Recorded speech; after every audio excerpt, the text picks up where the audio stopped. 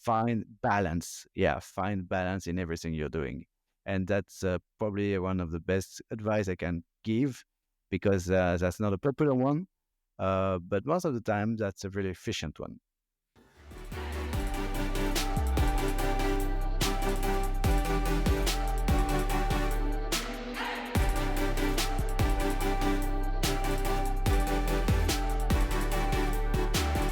What if you turn hardship into greatness, anger into serenity? Everything changes. Make your life a masterpiece.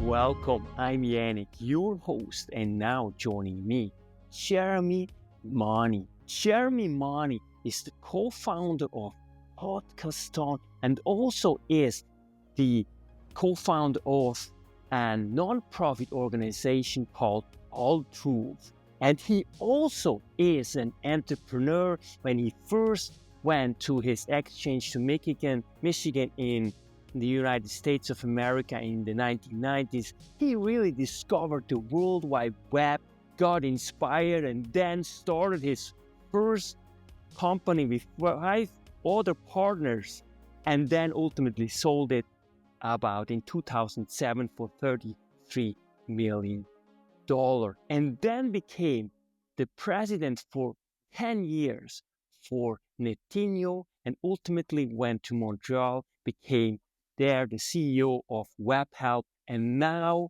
he is here on the show, and I'm so excited to talk about you and Podcasthon and really life in general. Welcome, Jeremie Mani, to the show. It's such a treat to have you. Well, thank you for having me. That's my pleasure.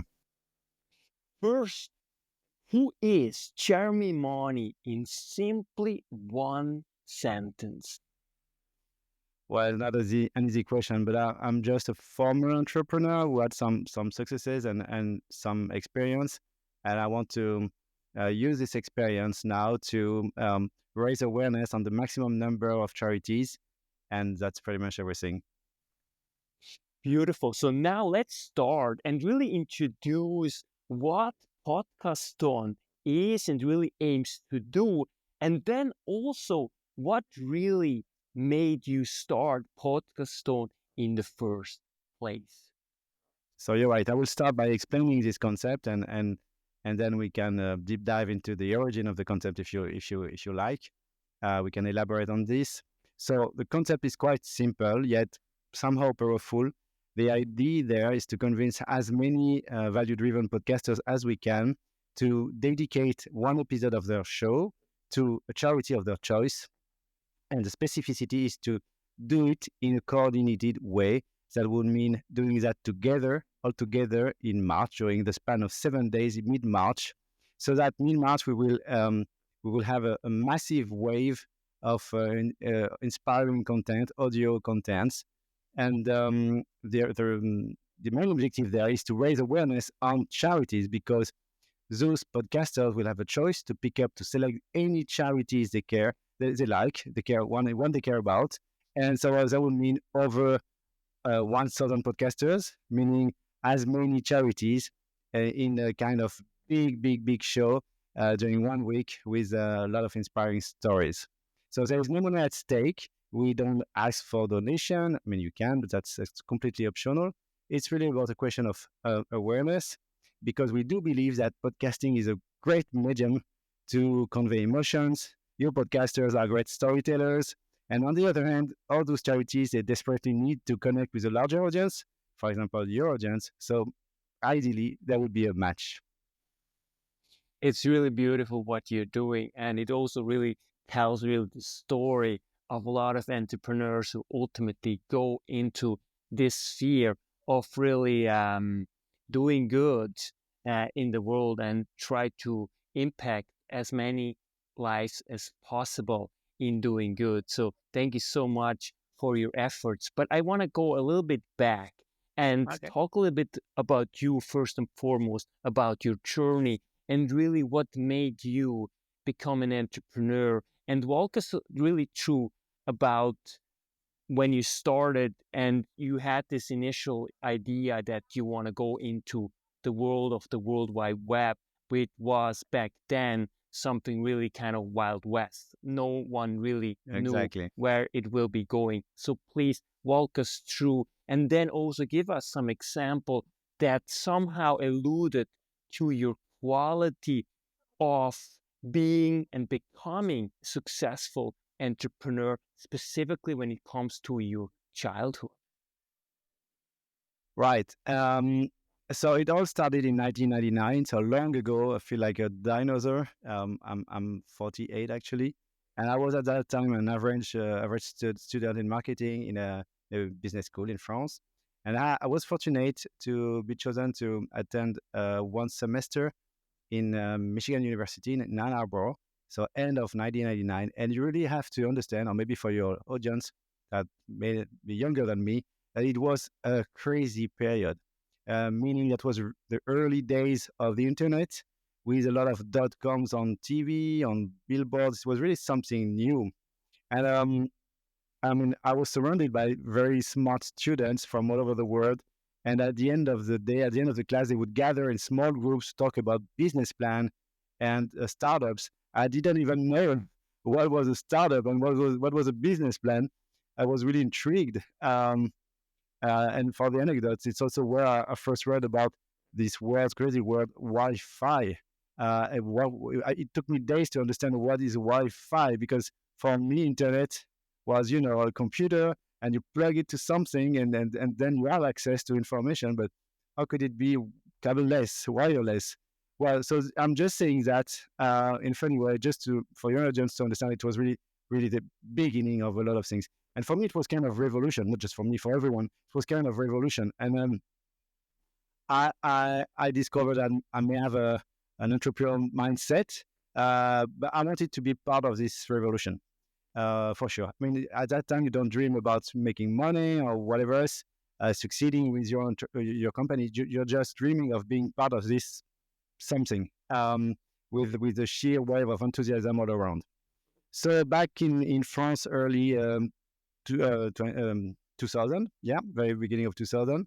I had some friends and partners, co-founders. We were five smart guys too, and we decided to have a shot and try to launch a company. It was a kind of agency dedicated to email marketing, and once again, email marketing was very, very at the early stages at that time. So there was a lot of things to do. We kind of became a European leader in this industry. So we had an opportunity to, I mean, I'll make it quick, but to sell this company in 2007, and then stayed a few longer till two years later. But yeah, it was kind of a success. Not that easy. The first year were a bit complicated, but it was a great period to be, experiencing this revolution. So yeah, at 30, 33, I was fortunate to sell this company. So I had some asset. I could buy a house. I could buy another company and start again for 10 other years with Netino. And Netino is a content moderation company. So you may not know what is content moderation. It's a kind of subcategory of community management. So we're talking about the web dot 2.0, sorry. Yeah, the basic concept is to handle all user-generated content. So whenever an internaut writes something below an article of media, for example, or published an ad on a classified website, there's a need to check if everything is respectful of the guidelines, and if not, you need to delete this or hide it. So this is what content moderation is. It takes some automation with a lot of machine learning and technology, but also a lot of humans. And we were quite successful also in this venture. So I could sell it. I could sell the company just before the COVID. So I was very lucky because it was perfect timing.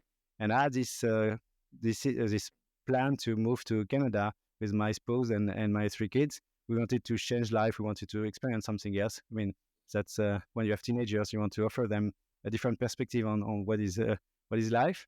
So it was perfect timing to, just change life. So as you said, I kept on working with Web Canada for 3 years, but now I'm completely volunteering my time to this Podcasthon initiative.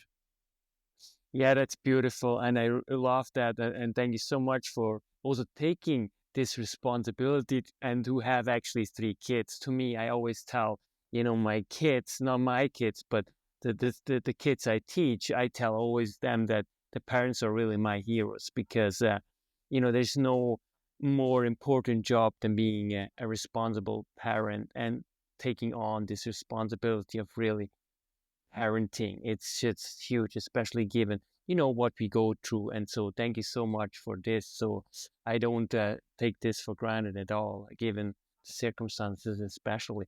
So, that is really wonderful. So, what I also really like is just this whole world now with podcasts, and it seems like there's, when COVID hit, there were just like it was just exploding, right?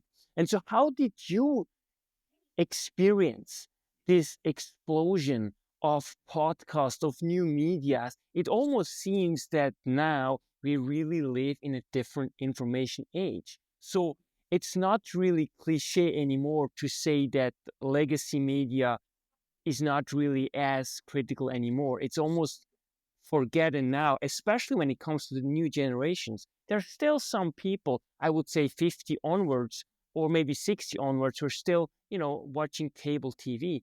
But when I see it with my friends, and I'm 38, for example, everything I consume now is, for example, through podcasts. Why? Because that is just this genuinity. It's genuine. It's authentic. You can truly listen to someone's perspective. For example, the Ukraine war and all these different things that are going on. There, you really get a sound perspective of both sides. Totally. And you ask yourself when you listen to CNN or Fox News or these legacy media, it's just so biased. And I always ask myself, like, we are always talking about China, the propaganda of China, of Russia, but the propaganda that is also propagated here in the Western world, it's just immense. I find it astonishing, how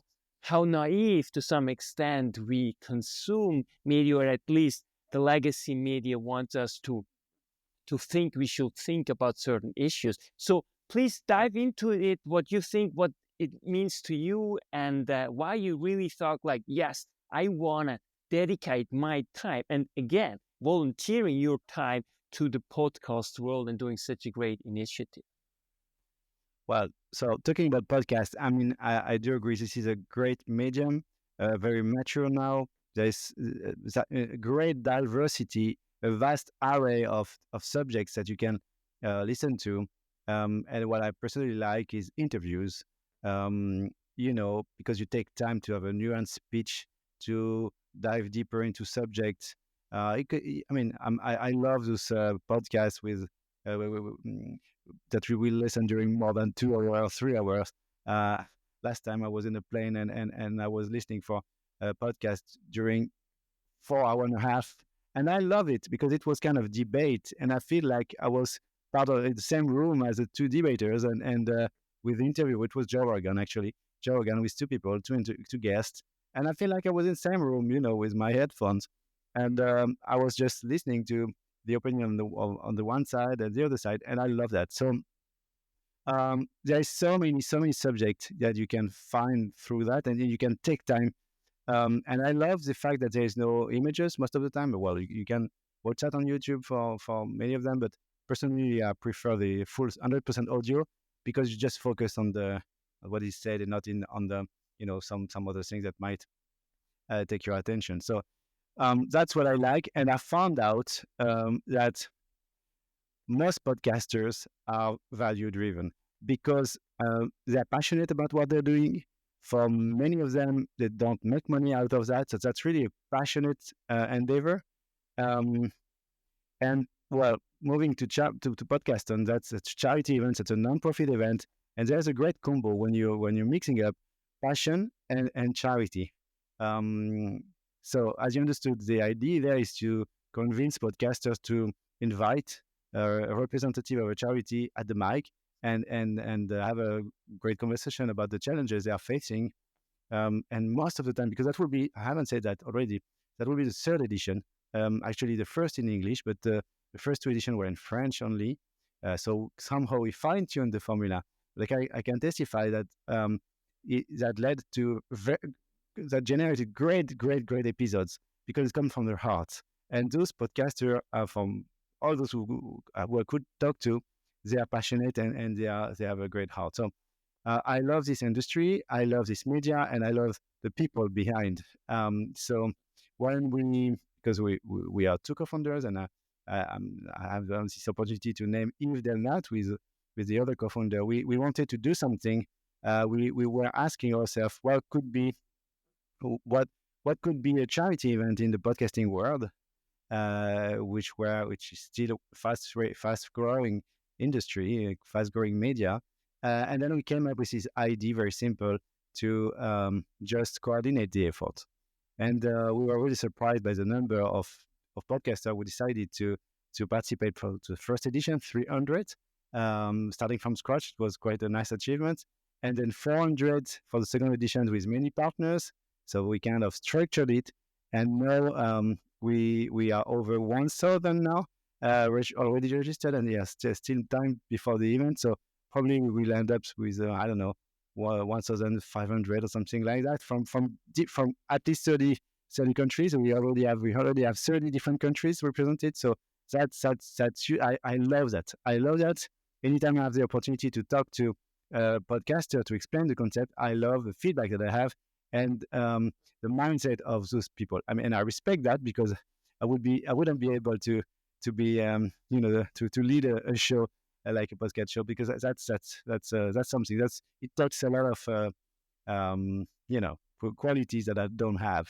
So yeah, main reason why we wanted to have a shot with this charity event in the podcasting world, and we don't regret because I mean I let your audience decide and have his or her opinion, but your listeners to have one opinion, but it's a bit different from any other charity event because we are not talking about raising money. It's really about raising awareness. And yeah, there are probably nothing better than podcasting as a media to convey emotion. And that's what it takes, to convey those messages for charities. When did you realize that you are someone who is mostly driven by your values? Because that takes a lot of maturity. And I always think about like this. If you have certain values that ultimately guide your behavior, and then your behavior support your goals, and your goals support your mission, and your mission support really your vision that you have, whether it's just simply just living a loving, wonderful life and making in one way or another an impact, it really changes, someone's life. So how did you figure out that, hey, I have to live a life that is based on my values? When it occurred to you that this is the best way of living a happy and wonderful life? It was quite recent, and you won't be surprised, but it happened probably during the COVID period. That's a period during which many of us decided to change lives or do things differently. And I have to admit, during my 21st years of entrepreneur, I was quite self-centered. I mean, as many entrepreneurs, you think about yourself, your company, your clients, your staff, your shareholders, your family, but that's pretty much everything. And you want to grow. So I won't tell you that I was value-driven all my life and that it was just a natural thing for me. It happens quite recently. And as I said, I was fortunate to sell the second company just before COVID. And then you have well, you have a choice. Do you want to start a third company, or do you want to do something else? And I have to admit, I have the chance not to have too many frustrations. I mean, I don't have watches. I don't like fancy cars. I don't need a second house in any kind of fancy island. I don't like that, and I don't care about that. So I've I mean, I have enough money for my needs, so I'm not motivated to make more money by creating a third company, and it's a lot of work. But I have a lot of energy. I mean, and I wanted to do a lot of things, so it was quite a natural decision to channel this energy into a non-profit organization. And I was completely unable to decide which cause I wanted to support. So that's how with Eve that I met during this period, we decided to come up come up with a concept that would help charities instead of doing something very specific about one cause or another one. And then that led us to Altrui first, kind of altruistic social network, which was a kind of a disaster, a failure. No, I mean, I'm too harsh with myself. There was some successes in terms of images. We got a lot of media coverage, but we wanted to create a to counterbalance the fake news and the hate speech of social networks, usual traditional social networks, with a new one targeting altruistic people. And it was probably a naive approach, and we were aware of that, but we wanted to try it. So it was not a success, let's say, but that led us after a pivotal approach to Podcasthon, and we're fully satisfied and pleased by the way this initiative is growing. There's so many points actually you mentioned, and I will just backtrack a little bit in terms of what you actually just said, that you were pretty self-centered. But I also have to say, and I'm not playing your advocate. Obviously, you don't need an advocate, but it's also a fact that if you want to be successful, especially as an entrepreneur, you have to be really, really committed. You have to be very, very focused. You have to be very, very determined. And so there is no way of not being to some extent self-centered. And I think what's most beautiful is in your case, and I think that's for most entrepreneurs, people who make billions ultimately, Bill Gates and all these people like Elon Musk or whatever. I mean, ultimately, there's always this awakening that, yes, there is more than just the money, so you want to give something back. And I think so there is nothing bad there. I think it's just wonderful, because it's also people like you who really inspire generations like myself to do something and then give back, right? Because it's always give and take somehow, and that's beautiful. And it just speaks for yourself, because what I always take issue is that people always think like, well, these people are just lucky, but most of the time it's just incredible dedication. There's so much hours, days that you are just in the dark and you feel like giving up because no one really believes in you or cares whatever you do, and you keep going. And I think that's really where the growth is, and ultimately it's all about the process, and that's so beautiful. And the fact that you have, and again I mentioned this again, you have 3 kids, and I'm kind of also wondering, how did you actually meet your wife? Because that's also a big thing, right? Because if you're so focused on entrepreneurship, it takes so much time. So actually also balancing and having ultimately a family is a huge thing. So how did you do that? Well, we just celebrated our 20 years anniversary a few days ago. So we made a bit more than 20 years ago. I was just starting my first company. So maybe 2 or 3 or 4 years later after the start of the company. So we met in 2003 or something like that. So random. That's the beauty of life, I mean, we were young and well, even though you work hard, Saturday evening you want to go out and meet people. So she was a friend of a friend, and that's how we met. It's very, very basic and simple answer.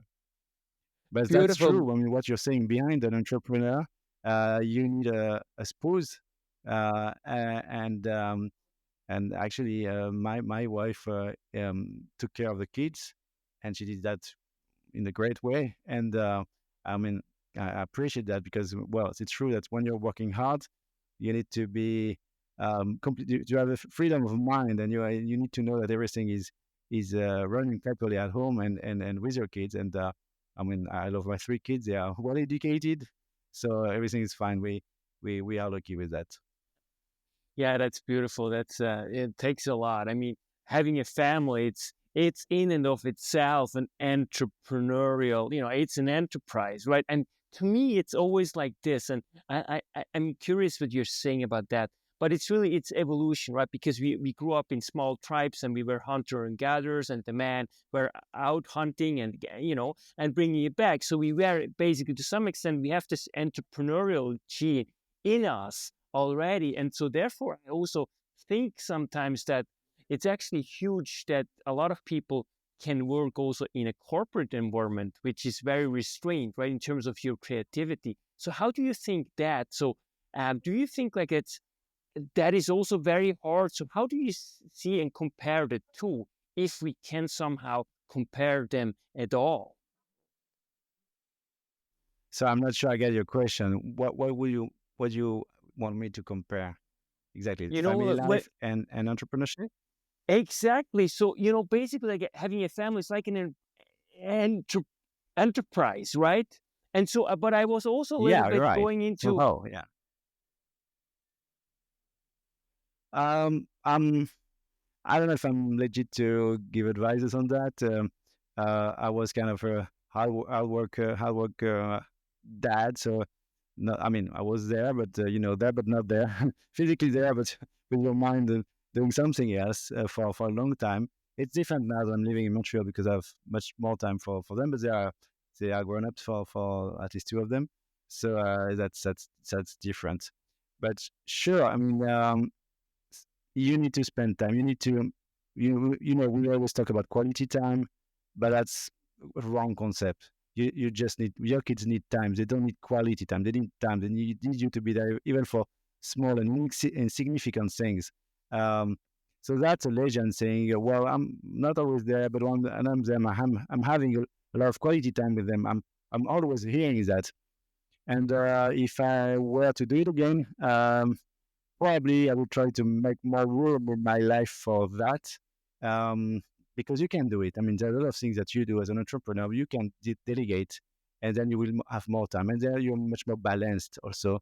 And you need that. You need to be balanced because um, in a venture like this, I mean, for me, it was two times 10 years. It's a long period. It's more than a marathon. It takes a lot of energy on the long run.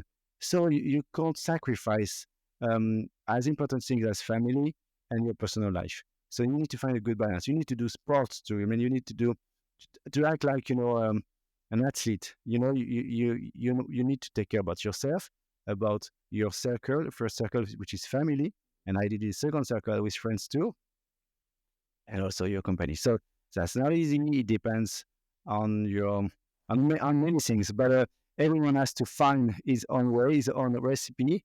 But that's very important. Yeah, please don't sacrifice that.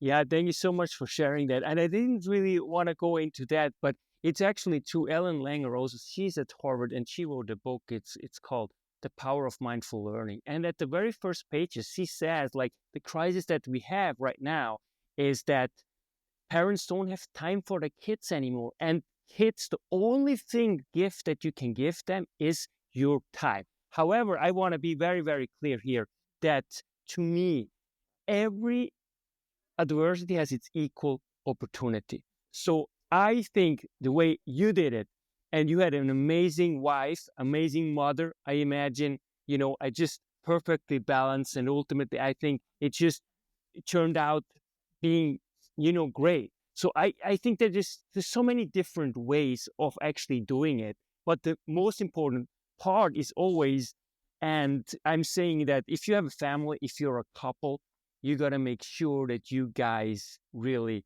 understand each other and really model this and really be really the change that you want to see in the world in front of your kids. That's so important. You know, I was recently talking to a friend of mine. Actually, it was in Montreal, and so I met her. We were like talking in the park. It was close to Darling. I don't know if you know the bar Darling. It's called Darling in Montreal.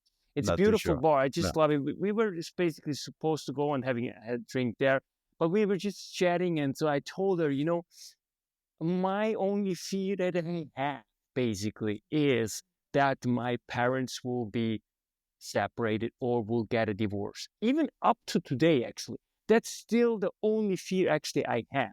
And I was always not really sure what it is, but at some point, I think in my early 30s, I really figured that is actually really my biggest fear. And then she's like, that's kind of funny because all my European friends tell me the same thing. But I have never heard it from my European friends because she is from Asia. So it was very interesting. So that's Okay. why I always find this really so important. So that's why I'm sharing it. No, you're right. I mean, that's clearly very important, and you're right to say that when you're in a couple, I mean, I was an entrepreneur, and you need to have the full approval of your spouse, your partner, when you're doing that, because it has a lot of implication for her, at least for my wife, could be for your husband, for whoever else is partnering with you.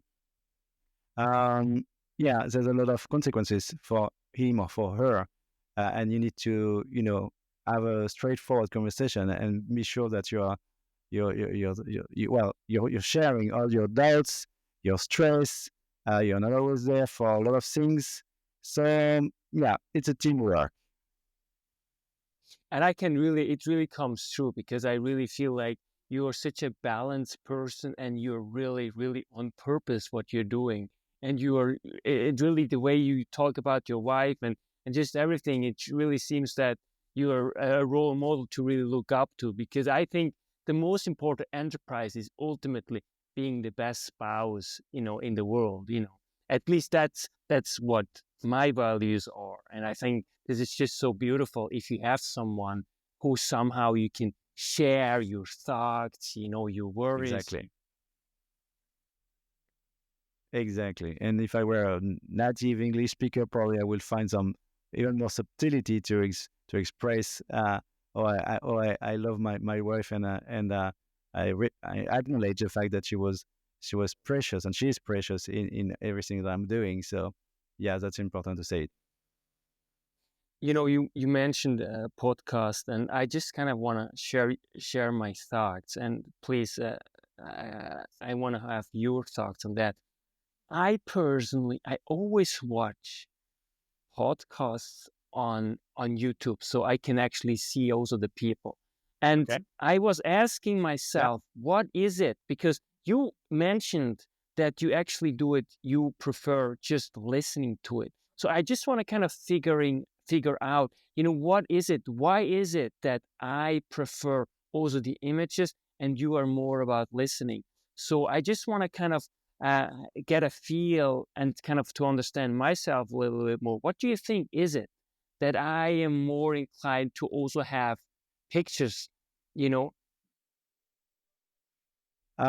I kind of changed my mind about that. At least it's a working process. At first, I would have said that our podcast is audio, 100% audio, and whenever you introduce a camera, people are changing their state of mind, are looking at their face on the screen, and they may say things differently or behave differently.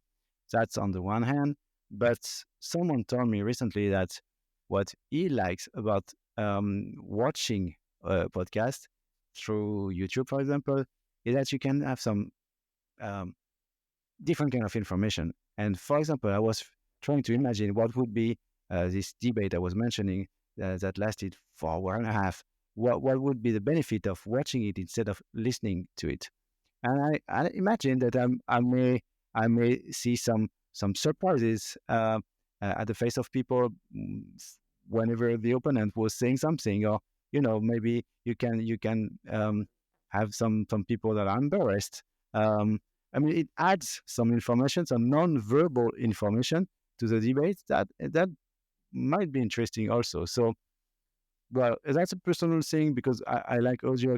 I can focus on doing that, and also because I love listening to podcasts when I'm running or doing something like that. Most of the time when I'm running, that's more complicated when you need to watch. But I think there is some advantages to watch certain podcasts in certain circumstances. So I don't have any religion about that.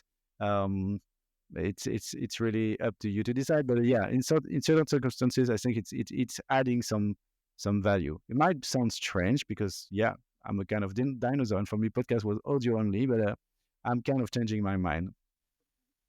It's so interesting, and obviously, because I came really into this world very, very late, actually. I didn't even listen to Joe Rogan, for example. Maybe I started listening to him occasionally, maybe 2 years ago. I was never really into kind of this world. I was more about kind of reading a book, which I still do. I really enjoy. But more and more, I just love the authenticity. And to me, what really happened is, especially in this space, is that you really, I think you get a good glimpse on who the people really are. And it's really authentic. And I think that's, to me, it's so nourishing. And that's why I would also say that, for example, when it comes to the US election, and I don't care if you're a Republican or Democrat, I have both friends, I have no issues I'm not an whatsoever. American To me, citizen anyway. and for me, it's always like, you know what, I don't care. You can support this person or this person. I want to know who you truly are. And I judge a person based not on what he's saying, but actually what he's actually doing, and how he treats other people and so on and so forth.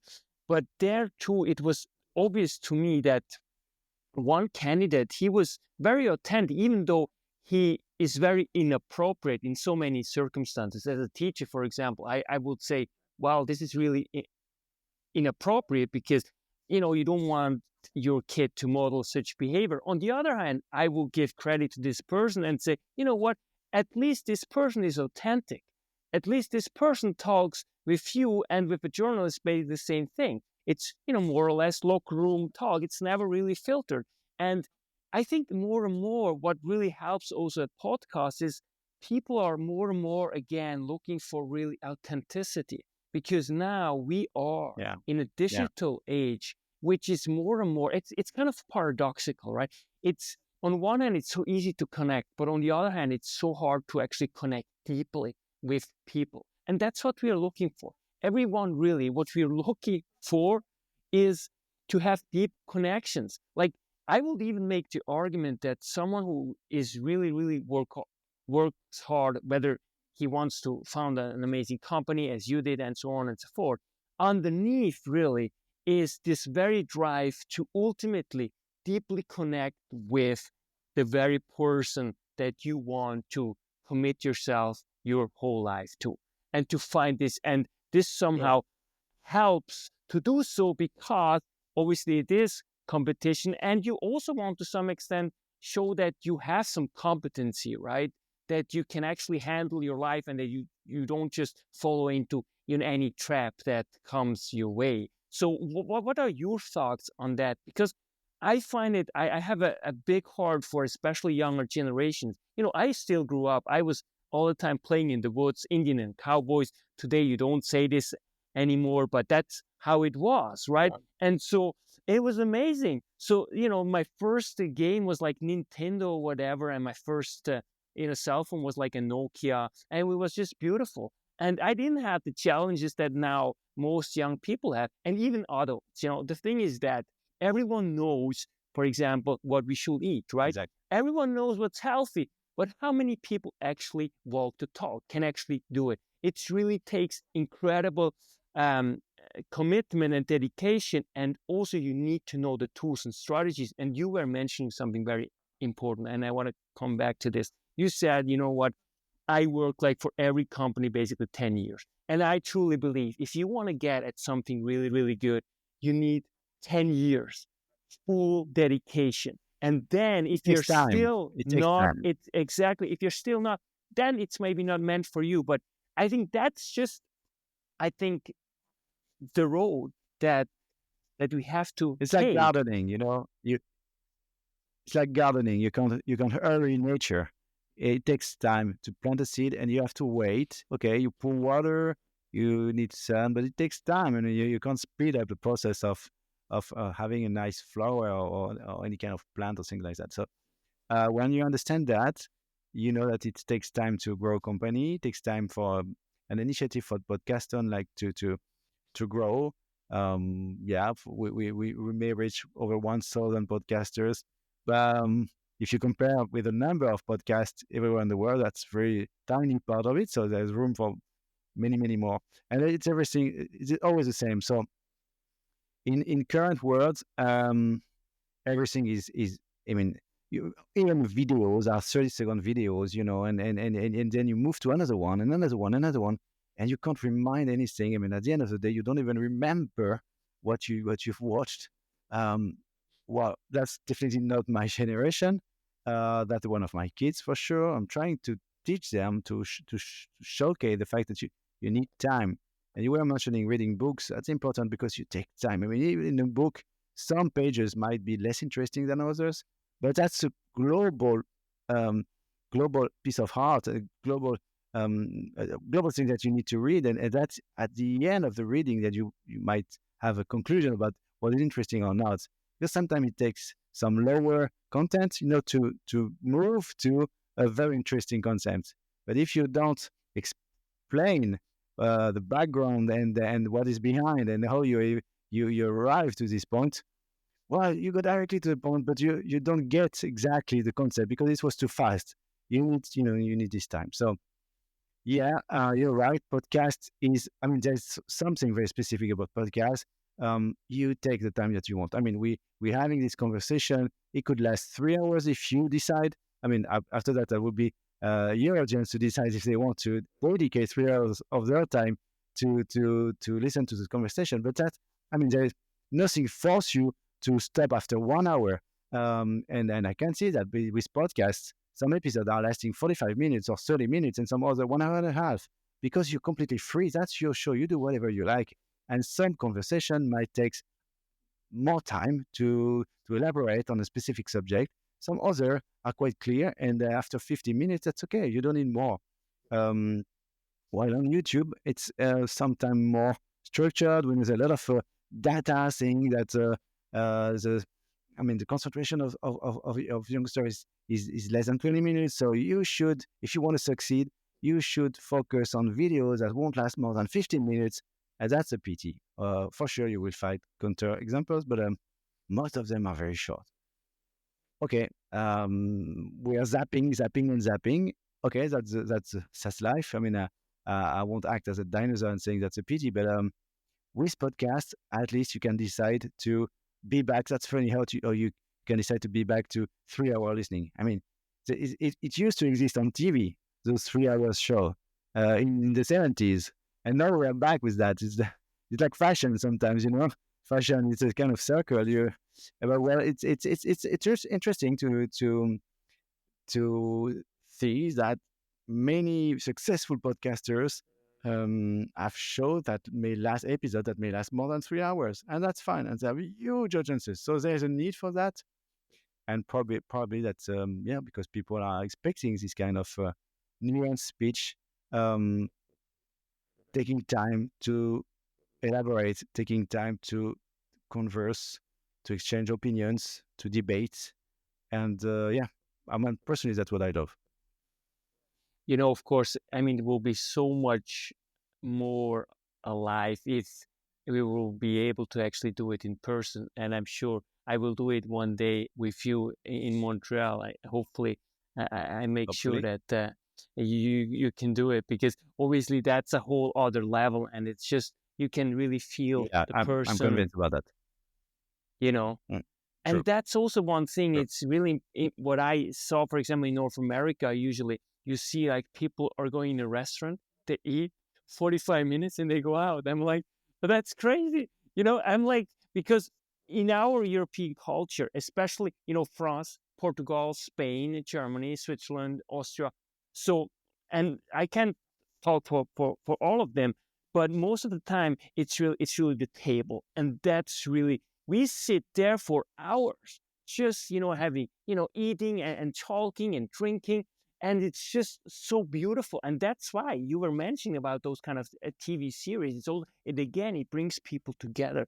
There is something that just people, we are just genetically wired to be with one another, to spend time and feel each other. It's just so different, even though I really enjoy, this is a wonderful conversation, and I really love for, for what you stand for, and you're just great, in doing the conversation. Thank But you. if you are actually, meeting, one-on-one, it's even more profound, because you get so much more the subtle messages that you can actually pick up, that you can't necessarily pick up while doing in front of the screen.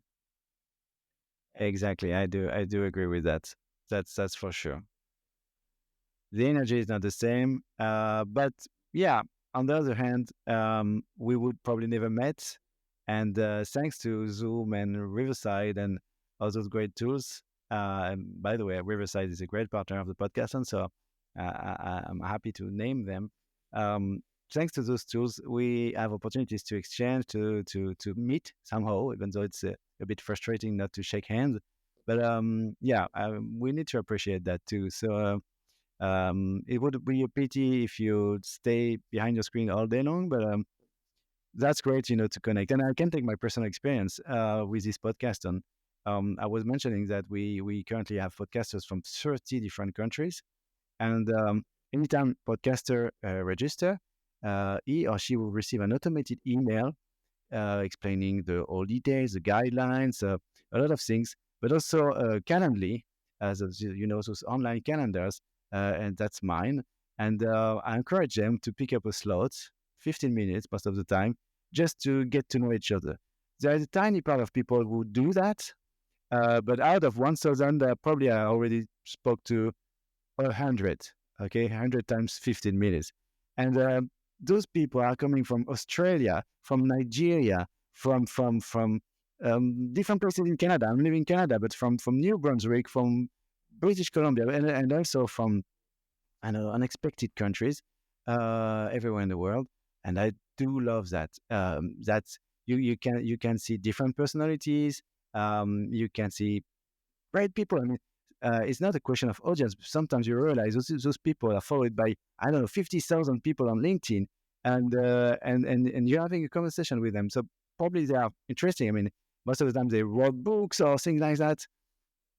You want to dig who is behind the screen and what is present. You're always frustrated not just to spend 15 minutes, but on the other hand, that's great to have this experience of talking to people coming from so many different countries with the same passion. And if you think about that, humanity is great for that. I mean, we are just sharing a concept, very simple concept.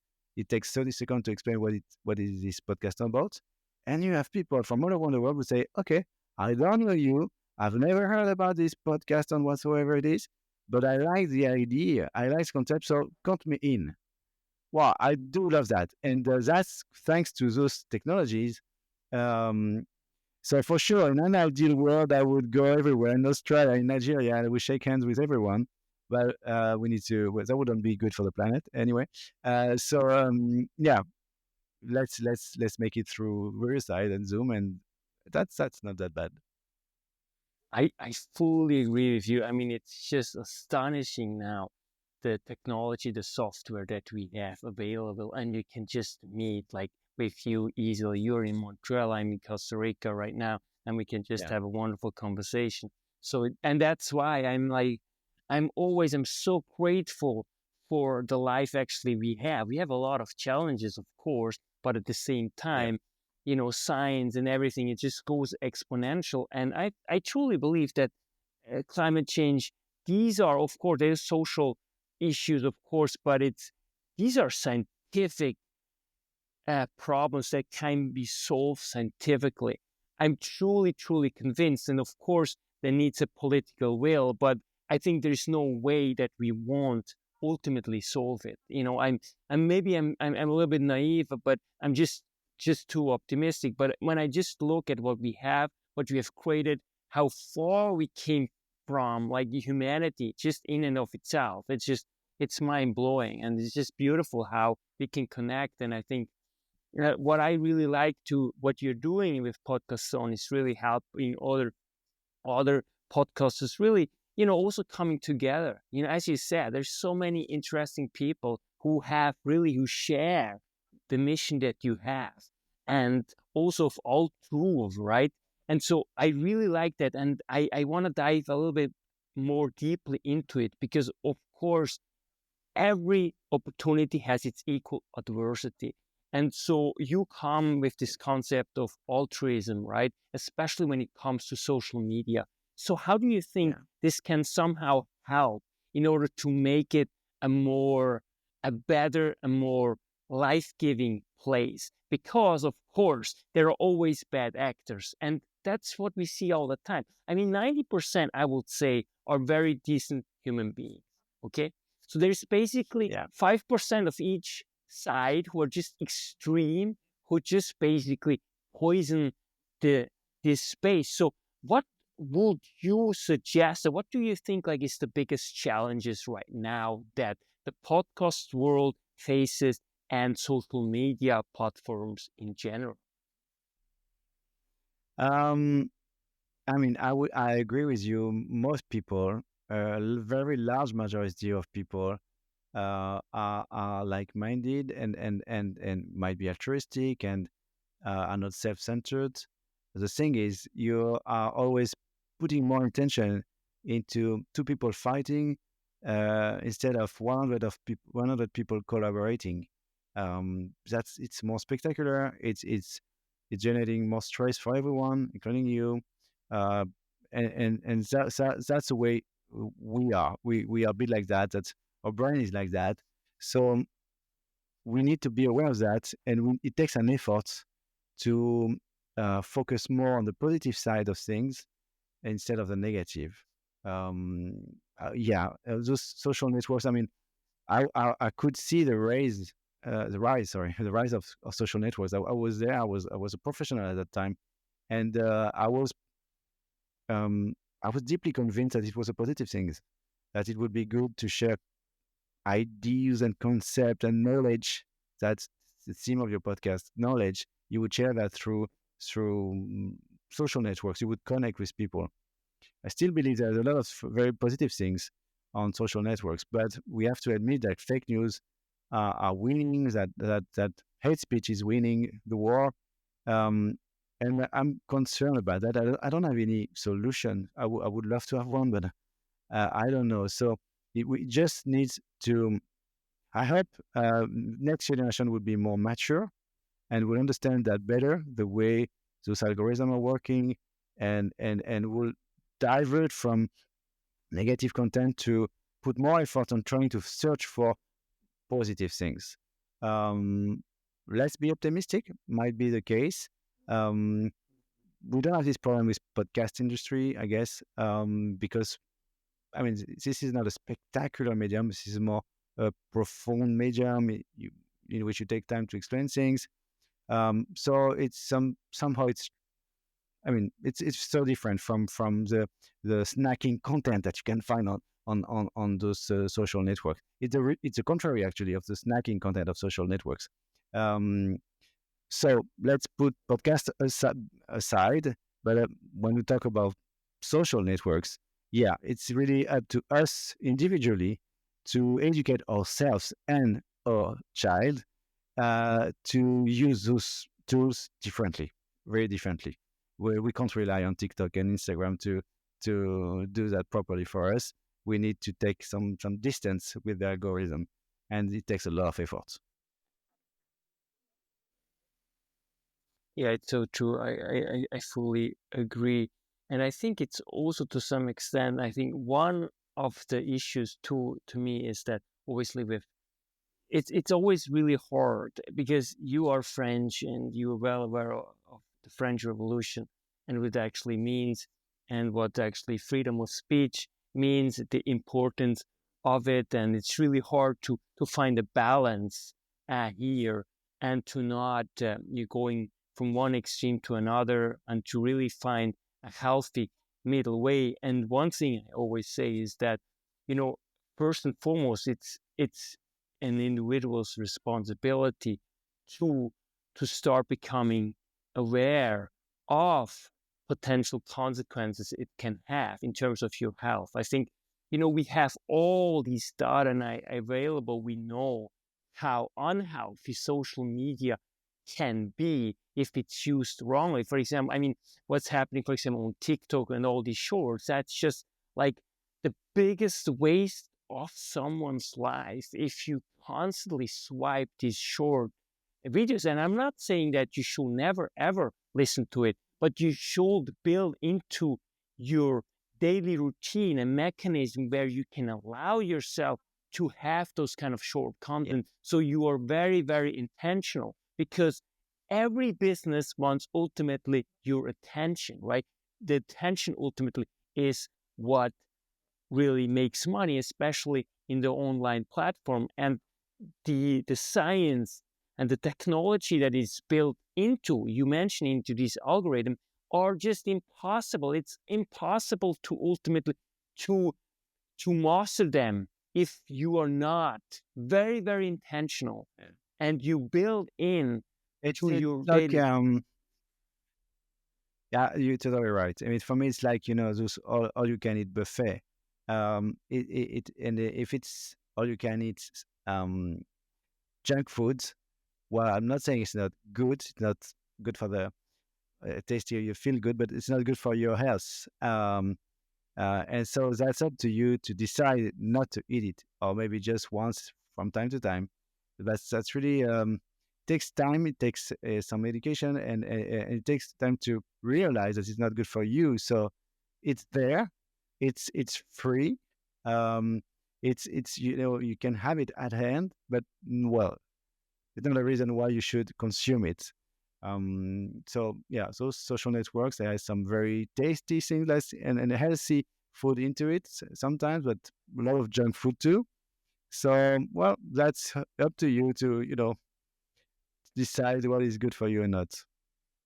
Yeah, it's so important. I just want to really reiterate what you were saying. It's just, it's all about moderation. You have to know, if you eat junk food, it doesn't mean that you can never ever eat junk food, but you have to know that it has ultimately consequences, and consequences can really be severe. And just given the fact that young people obviously grow up with this technology, and oftentimes I hear, well, young people are savvy with technology or social media, and I'm like, well, I don't know, but that can be because I don't know anyone who is actually savvy when it comes to handling technology and this powerful technology. What do you think about that?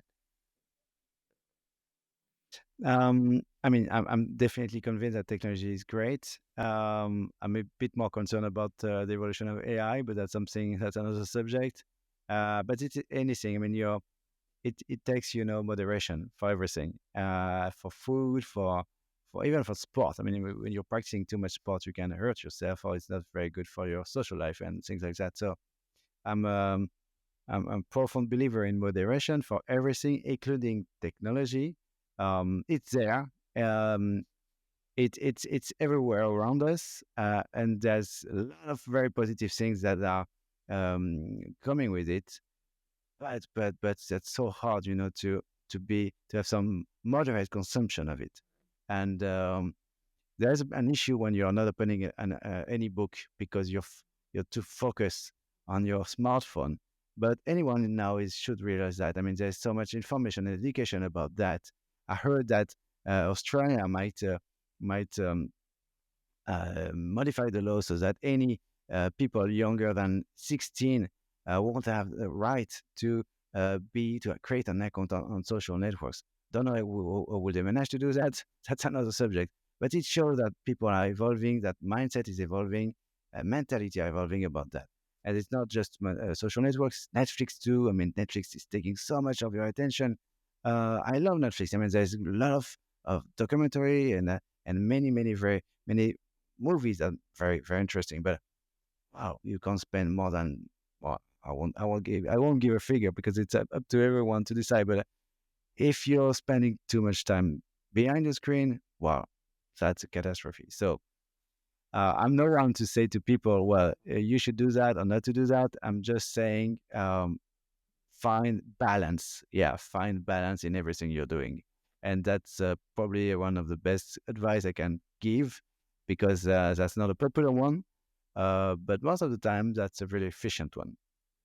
Very good. I love that. Just quickly to your marathon, you are also doing marathon and you play tennis, and I actually also love both of it. So, what made you start marathon? Is this something that you started recently, or is this something that you always have done? No, actually, it was long ago. It was 10 or 15 years ago. And I'm not too sure I would be able to do that. I'm running half marathon, so it's easier now. But yeah, that's I will turn 50 in the next within the next 2 years, and I guess one of my objectives may be to try to do another marathon and maybe to beat my record. So it will be a nice challenge. So, but there's no secret, you know. We were talking about taking time, and that's exactly that with running. I mean, if you want to make progress, you need to run slowly, and that's really the real advice. You need to run slowly for hours, and then at least 70% of your time, you need to run slowly to make progress. That's counterintuitive. And that's exactly what we are saying about gardening, for example, you know? So, yeah, taking your time sometimes is a very positive thing, including in sports. And I'm playing tennis every week, and I love that. It's it's a game. It's nice to. It's also a social moment because you're having fun with from friends. So yeah, that's two different sports. Um, Ideally, I would be a player of soccer and things like that because I love the fact that you're surrounded with many partners, but I'm not good at it. So at least when you're playing tennis and you're not good at all, well, the only one you can blame is yourself. So that's okay. Um, that's probably why I'm playing tennis and not something else. I love soccer too, and now also I feel too old actually to play soccer because of injuries and stuff. It's just like, but I love to watch it, and obviously France is great in soccer. I love the player. I always was actually cheering for the French team, and so yeah, great. But I just want to come back and just kind of to wrap it up. I'm curious about where do you see podcast and its role when it comes to the future of media, such as news and content creation, but also entertainment.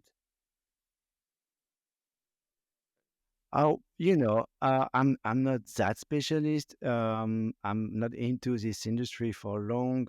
I haven't been for long, and I'm just running a nonprofit initiative on podcast. So I don't know what would be the value of my opinion. I have to be completely transparent with you about that. I do believe, and I make it short for the reason I just said.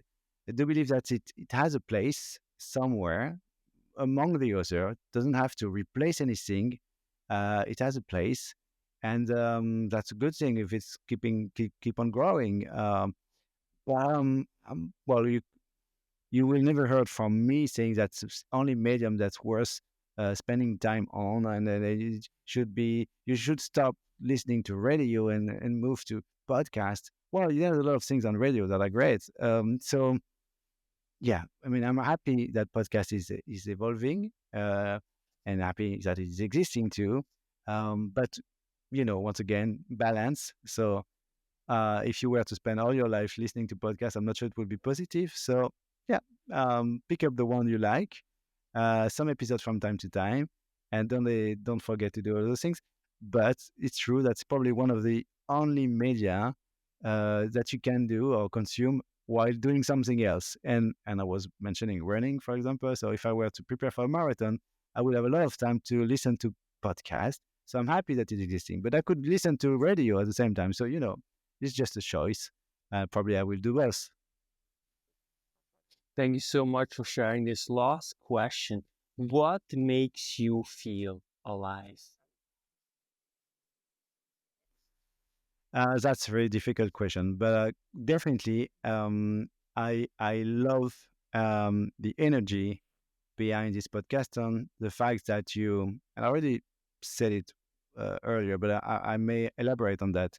The fact that you're getting connected by someone you never met, you will probably never shake hand because he or she is living somewhere else in Australia, for example, because it's far away from where I am, and in 5 minutes we kind of agree that she or he will participate to this podcast, and meaning spending time to invite a charity, and respect your rules, and bring and come with the other to participate to that.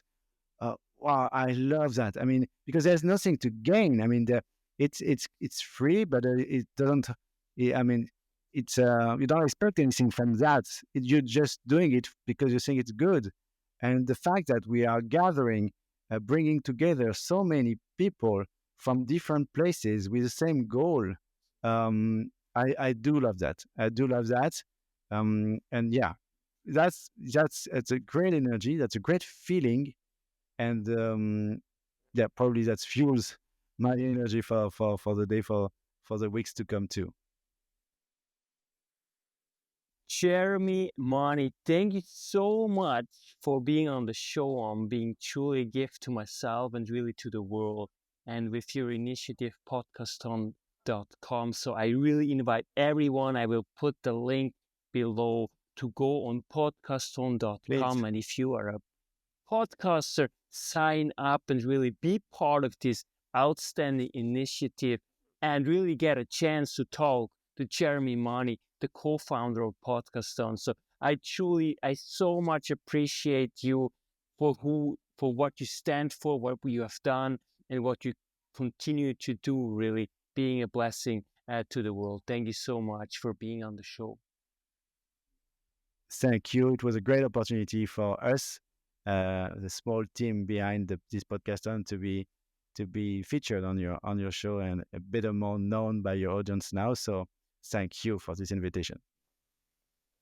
Jeremie Money. That's why knowledge matters.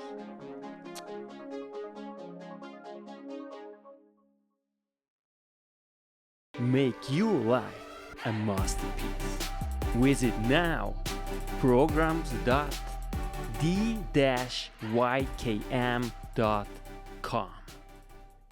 Meant to make you grow.